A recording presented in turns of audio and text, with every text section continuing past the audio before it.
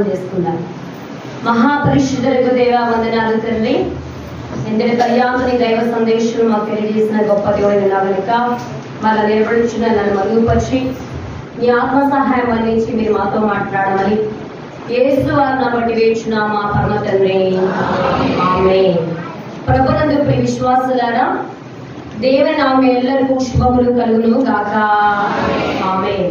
మరి ఇట్టి సన్నిధి సంస్కరణ శిబిరం ఏర్పాటు చేసిన మన అధ్యక్షుడైన ప్రెసిడెంట్ అయ్య గారికి మా నిండు వందన మరణాతలు. అలాగనే మరి అధికారులుగా ఉన్న అయ్యగారులందరికీ మరణాత, సభలో కూర్చున్న మీ అందరికీ మరణాత మరణాత.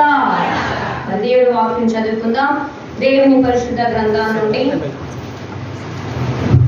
మత్తయి సువార్త 18వ అధ్యాయము 20వ వచనం చదువుకుందాం. మత్తయి సువార్త 18వ అధ్యాయము 20వ వచనం చదువుకుందాం. ఏదైనగా ఇద్దరు ముగ్గురు నా నామమున ఎక్కడ కూడి ఉందురో అక్కడ నేను వారి మధ్యన ఉందునని చెప్పాను. చాలండి.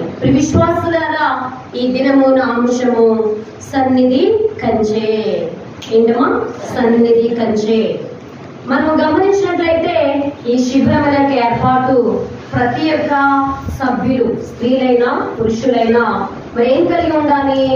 సన్నిధిని కలిగి ఉండాలి. సన్నిధి అనగా గొప్ప నిధి. ఏం చెప్పండి? గొప్ప నిధి. మన దగ్గర ఎంత ధనం ఉండవచ్చు, జ్ఞానం ఉండవచ్చు, ఉద్యోగం ఉండవచ్చు, మరి ఆస్తి ఐశ్వర్యం ఉండొచ్చు, కానీ మరి యేసు క్రీస్తుని కలిగిన సన్నిధి భాగ్యం ఉన్న వారే ఎలాంటి వారంటే గొప్పవారంటే మనం చూడవచ్చు. విశ్వాసి సన్నిధి అనగా దేవుడు మనతో మాట్లాడుట. చెప్పండి, దేవుడు మనతో మాట్లాడుట. దైవ సన్నిధి అనగా ప్రభువును, పరిశుద్ధులను, దేవదూతలతో మనము సహవాసము చేయుట. దైవ సన్నిధి అనగా ప్రభువును, పరిశుద్ధులను, దేవదూతులతో మనము సహవాసం చేసేదే దైవ సన్నిధి. మరి విశ్వాసులారా, నాకు రాత్రి కల వచ్చింది. నేను గొప్పదని చెప్పలేదు, కానీ మనం అందరం గొప్పవారు అవ్వాలి. ఆ దర్శనంలో సన్నిధి కూటం జరుగుతుంది. మరి చూడండి, ఆ స్థలంలో ఒక సభ జరుగుతున్నట్లుగా ఆ సమయంలో మరి ఇక్కడ ఎవరైనా పాడగలరా అంటే కొంచెం నాకు ఆసక్తి. మీకున్న ఆసక్తి మీకుండదు. నేను ఎవరైనా చిన్నగా నేను చెప్పడం లేదు, కానీ మరి అక్కడ నేను ఆ స్థలాన్ని చూసి రాసుకున్న పాట, నన్నాకర్షించు నీ పాద సన్నిధి, నన్ను మహిమకు నడిపే నీ దివ్య సన్నిధి, నన్నాకర్షించు నీ పాద సన్నిధి, నన్ను మహిమకు నడిపే నీ దివ్య సన్నిధి, ప్రభు యేసుని సన్నిధి, పరలోక బోధననిదే, పరిశుద్ధుల ప్రతినిధి, పరలోక బోధననిదే, పరిశుద్ధుల గణనిదే, నన్ను మనిషిగా మార్చిన నీ పాద సన్నిధి, నన్ను నీలోనికి చేర్చే నీ దివ్య సన్నిధి. నిజమే, ఎందరో మానవున్నారు, కానీ సన్నిధి కలిగిన వారే గొప్ప మానవుడు, దైవ మానవుడు. దేవుడికి మహిమ కలుగును గాక ఆమేన్. విశ్వాసులారా, దైవ సన్నిధి యొక్క అనుభవంలో ఉన్న మనము కూడా దేవుని చూచువారుగా ఉండాలి, దేవునితో మాట్లాడువారుగా ఉండాలని దేవుడే మనతో చెప్పుచున్న వారే ఉన్నారు. విశ్వాసి గమనించండి, సన్నిధిలో ఉంటే ఎవరెవరు వస్తారు మన దగ్గరకు అంటే భూలోక భక్తులు వస్తారు, దేవదూతులు వస్తారు, పరిశుద్ధులు వస్తారు, భక్తిహీనుల ఆత్మలు పంపుతారు, మృతుల ఆత్మలు పంపుతారు. అంతేకాదు మనం కోరిన వారిని ఆయన పంపుతారు. అంతేకాదు సాతాను కూడా వచ్చి అనేక మాటలు చెప్తాడు, కానీ చివరకు ప్రభు వచ్చి వాటిని మీరు నమ్మవద్దు, నా మాటలు మీరు నమ్మండి అని ప్రభు మరి ఏం చేస్తారటండి? ఆదరించు దేవుడు. దేవునికి ఏ మహిమ కలుగును గాక. ఎందరెన్ని అన్నా ఏ మాటలు వినవద్దు, దేవవాక్కు నిజమే. దిక్కులు చూడకు, లోక పరిస్థితిని బట్టి నీవు సన్నిధిని వదిలి ఎక్కడికి కూడా వెళ్ళకూడదు. దైవ సన్నిధిలో కూర్చుని నీవు నీ నా జీవితములు మరి గొప్పగా దీవించబడాలి అంటే మనం అందరూ ఏం కలిగి ఉండాలి?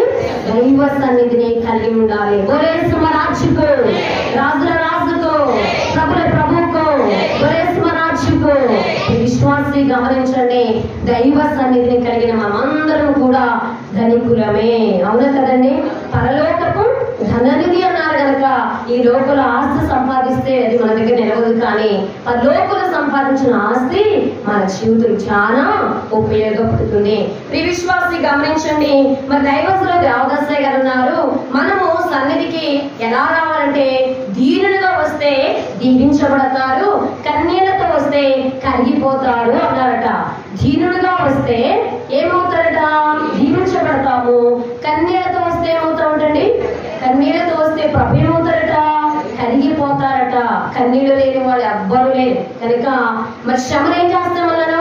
దీనులుగా చేస్తాయి కనుక శ్రమలు ఎందు మనం ఏమవకూడదండి, విసుకొనకూడదు, కానీ మరింత సన్నిధిని పట్టు కలిగి నీదా శ్రమ నాదా, నీ గెలుప నా గెలుప మనం ఏం చేయాలి?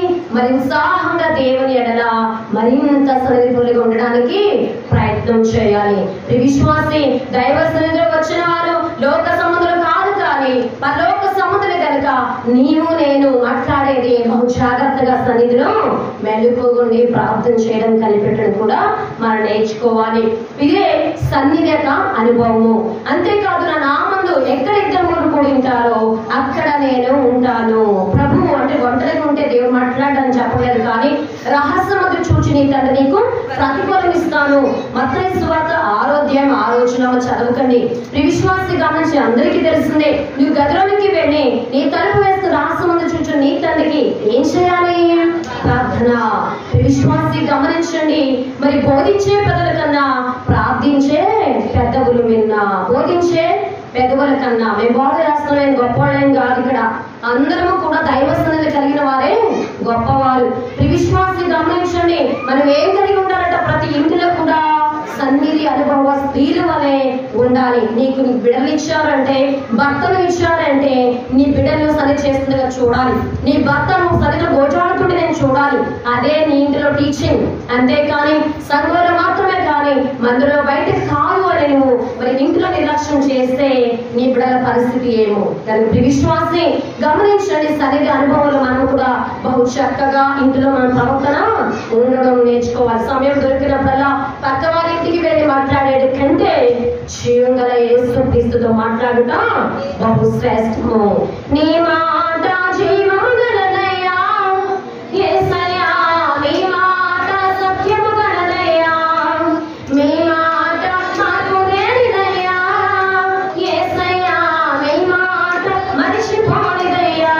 నిజమే, యేసయ్య జీవపు ఊట అయినారు కనుక ఆ ఊట దగ్గర మనం ఎవరైతే ఉంటామో ఫలించు వారుగా ఉంటాం. దేవుడికి మహిమ కలుగును గాక. ఆమేన్. మరి సన్నిధి యొక్క కంచె అనుభవం మనం చూద్దాం. కంచె అనగా మన కనురెప్పలకు, మరి కనుగుడ్డుకి ఏముంటుంది? కనురెప్పలు కంచె. మరి ఏదైనా పడగానే ఏం చేస్తాం? రెప్పలు వాచి సేవ్ చేసుకుంటాం. అలాగే మన ఇంటికి ప్రాకారం అంటే గోడను ఏం చేస్తారు?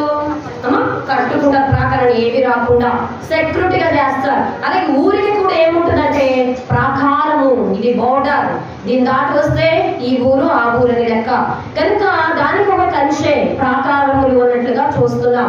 అలాగే మన జీవితంలో దేవుడు కూడా సన్నిధి చేయు వారికి బహు కంచె అంటే ఆయన సెక్యూరిటీని వెయ్యు దేవుడే అన్నారు. దేవుడికి మహిమ కలుగును గాక. ఆమేన్. విశ్వాసి సెక్యూరిటీలో ఉండాలని ఆశపడుతున్నారా? దేవుని సన్నిధిలో ఉండడానికి ఆశపడితే తప్పక ఏదో విధంగా ఆయన కంచె మన పైన, మన సంఘాలపైన, మన కుటుంబాలపైన ఆయన తప్పక ఉంచేవారైనారు. కనుక ఆదికాండము 3వ అధ్యాయము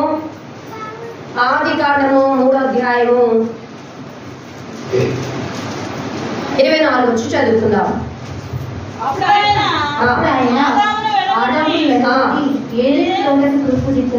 వెలుగులను జీవవృక్షంగా పోవు మార్గమును మార్చుటకు ఇటు అటు తిరుగుచున్నా నిలవబెట్టెను. ఆమె ఏం నిలబెట్టారంటమ్మా? ఖడ్గజ్వాలను నిలవబెట్టెను. ఇక్కడ దేవుడు ఏదైనా తోటలో ఆదామవులు పెట్టినప్పుడు చూడండి ఎంత మహిమతో ఉంచారో. మరి విశ్వాసాలను గమనించండి. మరి 3వ అధ్యాయం మనకు కనబడుతుంది. మరి చూడండి, చల్లపూటను దేవుడు ఎవరు దర్శిస్తారు వచ్చారు? ఎవరితో మాట్లాడుకు వచ్చారు? ఆదామవులు మరి మాట్లాడుకు వచ్చినప్పుడు మీరు ఎక్కడ దాక్కున్నారు? చెట్టు చాటున దాగుకున్నారు.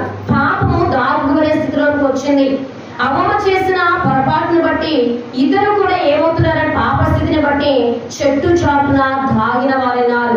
బహిరంగంగా ఉండవలసిన వీరు, దేవునితో సహవాసం ఉండవలసిన వీరు దేవుని స్వరం విన్న తర్వాత పాపము దాగుకునేలాగా చేసింది అన్నారు. కనుక ప్రియవిశ్వాసి గమనించండి, పాపము చేయవాడు ప్రార్థన చేయలేడు, ప్రార్థన చేసేవాడు పాపాన్ని చేయలేడు. కనుక మనం అందరము ప్రార్థనా పరంగా ఎప్పుడైతే ఆదాము పాపంలో పడిపోయారో దేవుని మహిమను పోగొట్టుకున్నారు. ఏ మహిమ పోగొట్టుకున్నారు చెప్పండి? దేవుని సన్నిధిని. దేవుడు మనుషుడు ఆదాముని పిలుస్తున్నప్పుడు ఎక్కడ దాక్కున్నారు? చెట్టు చాటున దాక్కున్నారు. అందుకే ప్రభు ఏ చెట్టు చాటున వ్యక్తులు దాక్కున్నారో ఆ మనకు చెట్టు మీదే అంటే శిలువ రాను ముందే ఆయన ఏం చేశారు? మరణించి మరలా మహిమను మనకు సంపాదించి పెట్టిన వారే ఉన్నారు. విశ్వాసి ఏ స్త్రీ ద్వారా పాపం వచ్చిందో, ఏ కృత మనుషుండి ఆయన యేసుక్రీస్తుగా ఆ స్త్రీ గర్భం నుండి ఆయన ఈ లోకానికి రావడం ఎంత విశేషము! ఇది గొప్ప సన్నిధి యొక్క భాగ్యము. మరి చూడండి, జీవవృక్ష ఫలాలు మరి తినే హక్కును పోగొట్టుకున్నారు కనుక ఇటు అటు తిరిగే ఏం చేశారైనా ఖడ్గ జ్వాలను నిలిపేను అని ఉంది. ఏ జ్వాల ఉంచారటండి? ఖడ్గ జ్వాల. ఇక దానికి గేటు వేశారు కనుక ఎవ్వరి వల్ల సాధ్యము కాదు. దేవజనులు మరి దేవదాసయ్య గారు అన్నారు, అనుదిన ప్రార్థనలో మరి మనకిచ్చే వరాలు మనం ఏమనుకుంటుందండి? పోగొట్టుకోకునే కృప దయచేయము అని ప్రార్థన చేశారు. మనకు ఏదైనా వరం ఉంటే దాన్ని పోగొట్టుకోకూడదు. ఇక్కడ ఆదాము శాపగ్రస్తంలో నేటి వరకు ఏముంది? పాపం ఎలుగు చేస్తుంది. అది దేవుని కృప కూడా మనల్ని కాపాడుతుంది. మరి దేవుడు వేసిన తలుపు ఎవరు తీయలేరు, దేవుడు తీసిన తలుపు ఎవ్వరు వేయలేరు. దేవుడికి మహిమ కలుగును గాక.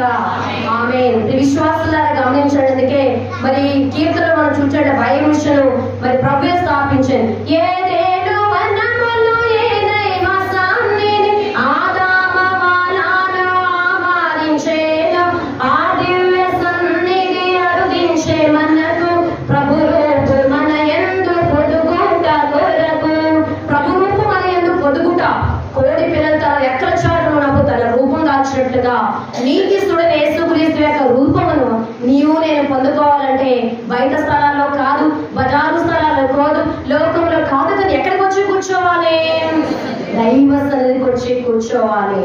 రాగానే నామక మాయక ప్రార్థన తీసుకుని దైవ సన్నిధిలో ప్రార్థించినట్లుగా నీకు నాకున్న నామక భక్తి, అదే గ్రంథం, అదే పాటలు, అదే మాటలు, అదే వాక్యం అనుకున్నది కంటే మొదటిగా నువ్వు మోకరించినప్పుడు నాలుగున్న నామక స్థితిని తీసివేయని దైవస్తులు ప్రార్థించడం మనం కూడా ప్రార్థించుదా నేర్చుకోవాలి. ప్రభు విశ్వాసాలను గమనించండి, ఇక్కడ ఏదైనా తోట ఏమేసేస్తారనే ఖడ్గ జ్వాలనే కంచెను వేసినట్లుగా చూస్తున్నాం. సాతాను ఎన్ని పన్నాములు పడినా మరి విశ్వాసికి తప్పకుండా ఏముంటది? జయం అనేది ఉంటది. దేవునికి మహిమ కలుగును గాక. రాజుకు రాజుల రాజుకు. మరి రెండో వాక్యం చూసినట్లయితే యోబు గ్రంథము 1వ అధ్యాయము 10వ వచనం చదువుకుందాం. తీసుకున్న చదవండి, టైం అయిపోతుంది.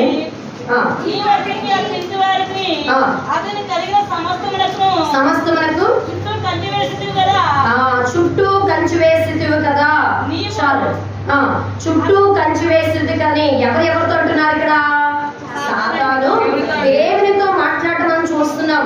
విశ్వాసి గమనించండి, ఇక్కడ సాతాను కూడా భక్తుల విషయమై ఏం చేస్తుందట?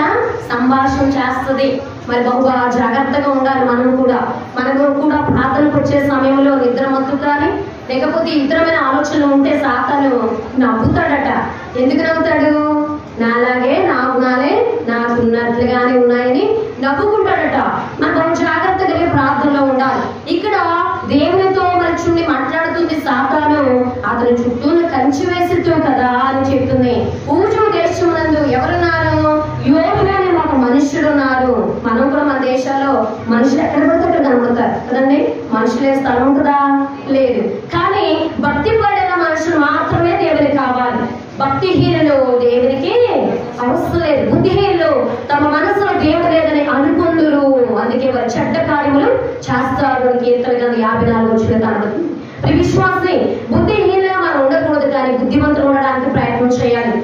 మరి దేవుడు కంచె వెయ్యాలి అంటే నీవు కూడా దేవుని సన్నిధిని దాటకుండా చేయకుండా జాగ్రత్తగా బ్రతకడం నేర్చుకోవాలి. మరి ఈలో లక్షణాలు ఏంటంటే యథార్థవంతుడు, న్యాయవంతుడు, దేవుని యందు భయభక్తులు కలిగి చెడుతనము అసహించుకున్నాడట. చెడుతనం విసహించుకున్నాడు. దేవుడు కూడా న్యాయవంతుడే, యథార్థవంతుడే. మరి చూడండి, మరి ఇలాంటి స్థితిని ఎక్కడ పొందుకున్నారు యోబు గారు అంటే కేవలము దేవుని సన్నిధిలో మాత్రమే.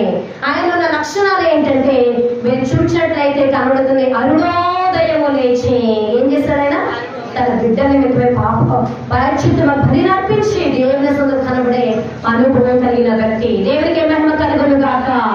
అమ్మ, మనము కూడా మన కుటుంబ సభ్యులతో దేవుని సొంతం గడిపే మరి సంబంధం కలిగి ఉండాలి. నేను వేస్తే చాలు, నా భర్త వద్దు, నా బిడ్డలొద్దు అనే తలంపు కాదు. కానీ నేను నా ఇంటి వారి నీతి చూడని చెబుతూ మరి నీకు ఇచ్చే బహుమానం నీ భర్తకు కావాలి, నీ బిడ్డలకు కావాలి అనుకుంటే ఎవరి భక్తి వాళ్ళు అనుసరించడం శ్రేష్టమై ఉంది. కానీ విశ్వాసి గమనించండి, ఇక్కడ యోబు యొక్క జీవితంలో యేసు క్రీస్తు యొక్క మరి చూడి సుగుణములు ఆయన అందుకున్నాడు కనుకనే ఆయన యథార్థవంతుడు, న్యాయవంతుడు అవగలుగుతున్నారు.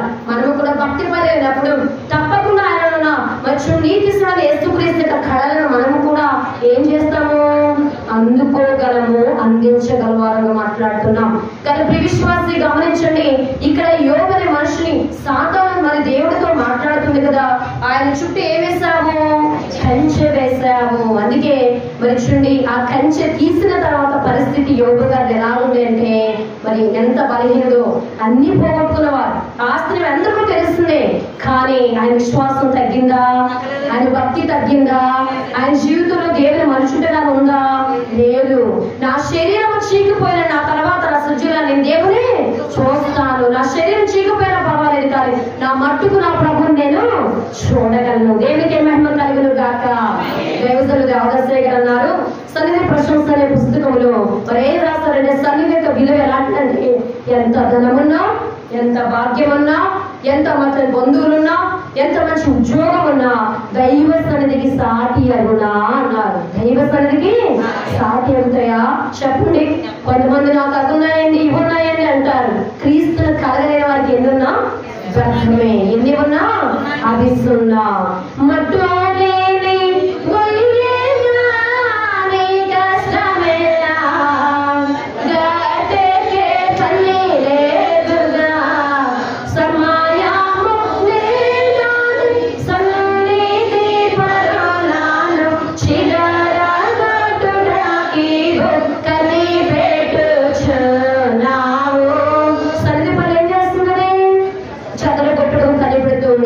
యోబు జీవితాన్ని చెదరగొట్టింది, కానీ భక్తిని చెదరగొట్టిందా?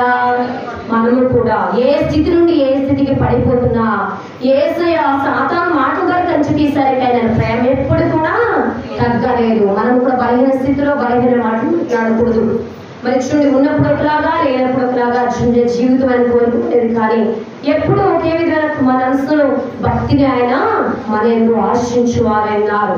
విశ్వాసి యోబు చుట్టూ కంచె తీసివేసిన యోబు రెండంత దీవెన పొందేంత వరకు ఆయన పట్టును విడవలేదు. దేవునికి మహిమ కలుగును గాక. రాజుకు, రాజుల రాజుకు, ప్రభుల ప్రభువుకు. విశ్వాసి గమనించండి, మనము కూడా పట్టు విడవక ఎవరు గెలిచారు? ఇప్పుడు యేసు మాట యోబు జీవితం గెలిపించినట్టుగా మనం చూస్తున్నాం. విశ్వాసి యోబు మనుషుండి కంచె తీయబడిన ఆయన వారే, తీయకున్నా ఆయన వారే. సాతాను ఏమిటంటే ఇక్కడ సిగ్గుపడినట్లుగా మనం చూస్తున్నాం కనుక మరి దైవజనులు దేవదాసయ్య గారు అన్నారు, దేవుని భయము ఏ వ్యక్తికి ఉంటుందో ఆ వ్యక్తి వర్ధిల్లుతారు. దేవుని భయము ఏ వ్యక్తికి ఉంటుందో ఆ వ్యక్తి వర్ధిల్లుతారు. దేవుని భయము ఎవరికి ఉండాలట? మనకు ఉండాలి. విశ్వాసి గమనించండి, దేవుని భయము కలిగి సన్నిధికి వచ్చినప్పుడు యోబు వర్ధిల్లారా లేదా? భార్య చనిపోమన్నా సరే మరి ఏమైందంటే ఆయన జీవితం మరింత వర్ధిల్లినట్లుగా మనం చూస్తున్నాం. మూడవది చూసినట్లయితే 2వ రాజుల గ్రంథము 6వ అధ్యాయము 17వ వచనం చదువుకుందాం.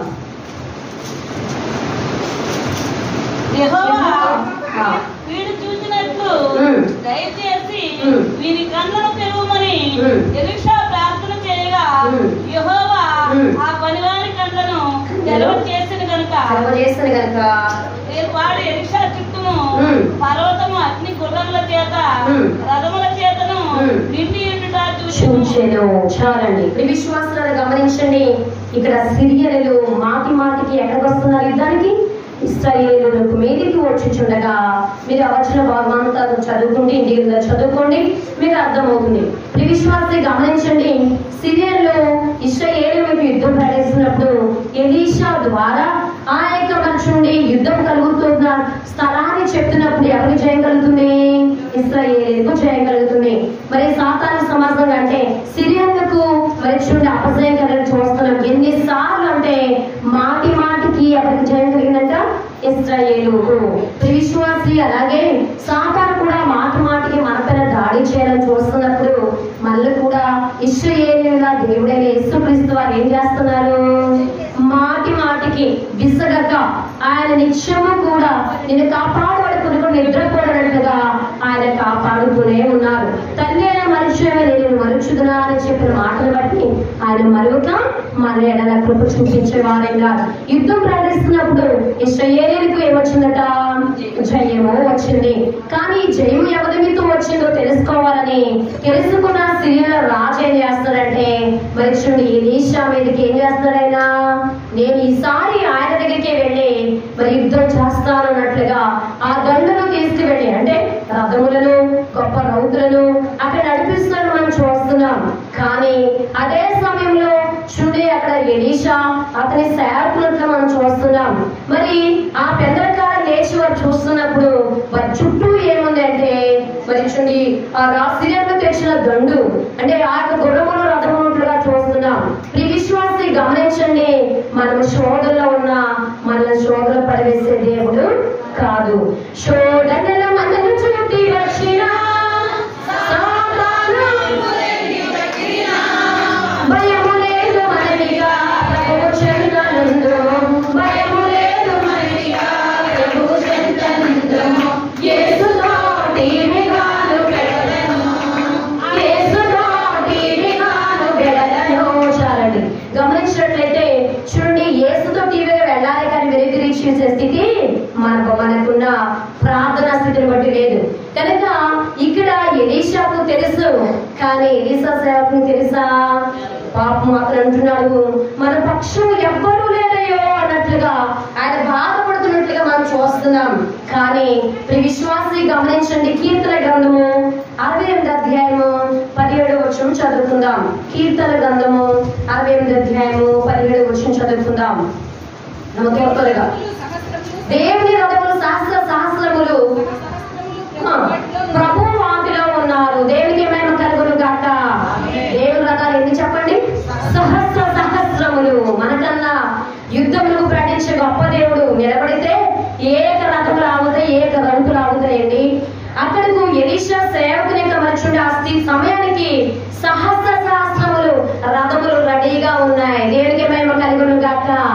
ఆమేన్. మనకు కూడా నిందలు, అవమానాలు, కష్టాలు రథాలాగా ప్రభుత్వాలు నిలబడుతున్నప్పుడు మనం కూడా భయపడిన అవసరం లేదు. ప్రభువు వాటిలో ఉన్నారు అంతే.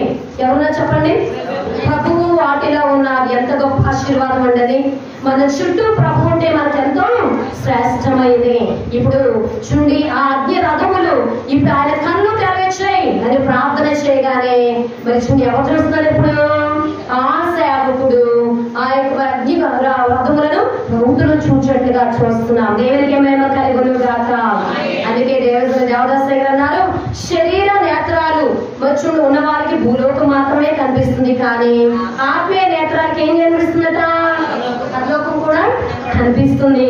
మరి ఎలీషా ఏ సేవకుడు? పరలోక నేత్రాలు కలిగిన వాడు. అందుకే ఆయన ప్రార్థన చేయగా మనుషుడిని ఆ యొక్క సేవకుని కళ్ళు తెరవబడినట్లు ఆయన చూడగానే ఆశ్చర్యపడినట్లుగా మనం చూస్తున్నాం. ఈ విశ్వాసం మన ప్రభువు కంచె వేశారు అంటే అది తీయలేరు, తీశారు అన్న ఆయన సంరక్షణ మనమే ఉండగలవారు. కానీ ఏదో కృప ఆయన కోపం నిమిషమే కానీ మాస్టర్త ఆయుష్కాలం కనుక మన జీవితకాలంలో పర్యాంతం మనకు ఏం చేస్తారు? కంచెగా ఉండే దేవుడు. అనేకమైన పరిస్థితులు బట్టి ఈ దిన ఒంటరి జీవితాలు బ్రతిగా చాలా మంది కనబడుతున్నారు. నాకు సహాయం ఎవరు లేదని. కానీ ప్రభుతోడే ఉంటే, ప్రభు కంచిగా ఉంటే నీ నా జీవితం అంతా కూడా బహుగా ఫలింపులు తీసుకొచ్చే దేవుడు. దేవునికి మహిమ కలుగును గాక. రాజుకు రాజుల రాజుకు. అందుకే మరి చూడండి, మరి ప్రార్థన మంచిదని పుస్తకంలో హింసకాల ప్రార్థన పేజ్ నెంబర్ 17 ఉంటుంది, తర్వాత చదువుకోండి. మరి గమనించినట్లయితే అక్కడ ఋషులను తరివే మర్చుండి కొంతమంది భక్తులు వారి తర్వాత వస్తున్నారు. అంటే క్రీస్తుకు విరోధులు ఉన్న వారు తరుముతుంటే ఈ ఋషులైన వారు ఆ గృహలోకి వెళ్ళి ఏం చేస్తారంటే వాళ్ళు దాక్కులను చూస్తున్నాం. ఆ సమయంలో ఒక సాలీడు పురుగు చేంజ్ చేసింది, అటాక్ చేసేసింది. అప్పుడు వారు అనుకున్నారట ఇది చాలా కాలం నాటి కనుక దీనిలో వెళ్ళకూడదని వారు అనుకుని వెళ్ళిపోయారు. కానీ దేవుడు మరొక కంచె చేశాడు, నిద్రనే కంచె వారికి ఇచ్చిండగా 10 సంవత్సరాలు పడుకున్నారట వాళ్ళు. ఎన్ని సంవత్సరాలండి? ఆదాం గారికి ఆపరేషన్ చేసినప్పుడు ఎలా ఉందో ఇప్పుడు మళ్ళీ ఎలా ఉంది? 10 సంవత్సరాలు రెస్ట్. విశ్వాసే తన బిడ్డలు కాపాడుకునే విషయంలో ఆయన ఎలాంటి కంచెనైనా ఒకసారి పురుగు ఆజ్ఞాపించి గొప్ప ఉపకారం చేశారు. బయటకు వచ్చి ఆ డబ్బులు ఇచ్చి ఇదిగో మాకు వస్తువులు కావాలంటే ఇది 10 సంవత్సరాల నాటివయ్యా, ఇప్పుడు ఆ రాజా చచ్చిపోయాడు. అంతేకాదు అందరూ క్రైస్తవ దేవాలయంలో మరి చూడండి ఎంత కంచి వేశారు దేవుడు. మళ్ళీ అలాంటి తన భక్తులు చూచేంత వరకు కూడా దేవుడు అదేం చేయలేదు, వదిలి పెట్టలేదు. దేవుడికి మహిమ కలుగును గాక. ఆమె విశ్వాసాలు గమనించండి. యేసయ్య చేసే అద్భుతాలు, యేసయ్య వేసే కంచె మన జీవితంలో ఉంటే మనం ఎన్ని శ్రమలైనా దాటవచ్చు, ఎంత కష్టమైనా మనం పొందుకుని మేలు అనేది చూడవచ్చు. శ్రమలకు పాడు, శ్రమలేహారం, శ్రమలాత్మకు శృంగారం, శ్రమల వల్ల సకల స్వనీతి. శ్రమ లేకపోతే ఏం లేదు, గొప్ప ఉపకారం మనము చూడలేదు. మరి సేవకు భయపడ్డాడు కానీ దేవుని సేవకులు భయపడక ఆయన ముందుకు వెళ్తేగానే మనం చూస్తున్నాం కదా. ఈ విశ్వాసి గమనించండి, మన జీవితంలో శత్రువు వస్తాడు అనగానే తప్పకుండా విజయం అనేది మన ప్రభువు మనతో ఉండి జయం అనేది చేయవాలన్నారు. మరి చిన్న మాట నేను చెప్పి ముగించాలనుకుంటున్నాను. ఈ విశ్వాసి గమనించండి, మా నాన్నగారు మామగారు మరి ఇక్కడ అందరూ పరిచయిస్తే మనోహరి గారు, మా అమ్మ ప్రభావతి గారు గమనించాలి. మా అమ్మ అనుదినం సన్నిధి ప్రార్థనలో గడుతూ ఉండేవారు. మాకు చెప్పే మాట ఏంటంటే ఆమె చివరి దశలో కూడా సన్నిధి అనే మాటను ఆమె మానలేదు. శరీరం మొద్దైపోయి సన్నిధిలో కూర్చున్నా ఏ ధ్యానం ఉండేవారంటే దైవ సన్నిధిలోనే ఉండడం.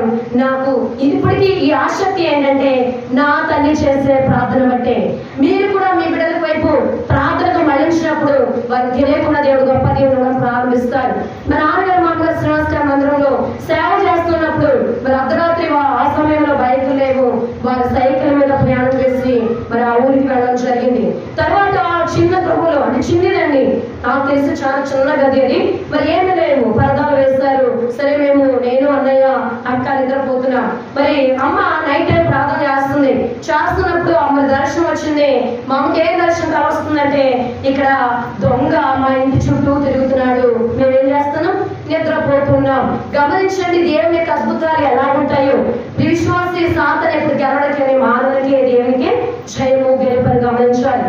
ఆ సమయంలో మనం గమనించినట్లయితే ఆ తల్లి ప్రార్థన కళ్ళ చూసినప్పుడు మా నాన్నగారిని లేపి మన పిల్లల చుట్టూ దొంగ తిరుగుతాడండి, అపాయం కల్పిస్తాడేమో, మనం వెళదాం అన్నప్పుడు మా నాన్నగారు చెప్పిన మాట ఏంటంటే మనం వెళ్ళాలి అంటే ఒక 2 గంటల ప్రయాణం, కానీ నీవు నేను మోకరించినప్పుడు తప్పక మన బిడ్డకు సంరక్షణలో ఉంటారు అని చెప్పినప్పుడు ఇరువురు కలిపి ప్రార్థన చేస్తున్నప్పుడు చూడండి అక్కడ చాలా తక్కువ బిడ్డలు ఉండేవి. మానవులు ఫస్ట్ సిటీలో చాలా చాలా దూరంగా కనిపించే చిన్న ఇళ్ళు ఉండేవి. మరి పోలీసు వాళ్ళు ఒక చిన్న ఇంటికి దిగారు. మరి వాళ్ళు లేరు, వారు గ్రామం విడిచి ఊరికి వెళ్ళారు. వారికి కూడా మాట్లాడుతులే. మరి చూడండి వారి తడికిని అందుకుని పైన మెత్తినట్టు వారి ఇల్లు ఉండేది. మరి చూడండి తిరగలా దొంగ ఏం చేస్తాడంటే వాడి ఇంటికి వెళ్ళి ఏం చేశాడు, రౌండ్గా ఖననం చేసేస్తాడు. ఆపద ఎక్కడికి వచ్చింది, మరి చూడండి కీడు ఎక్కడికి తొలగిపోయింది. ఆపదలో నన్నా వెన్నా అంటే అన్నా నా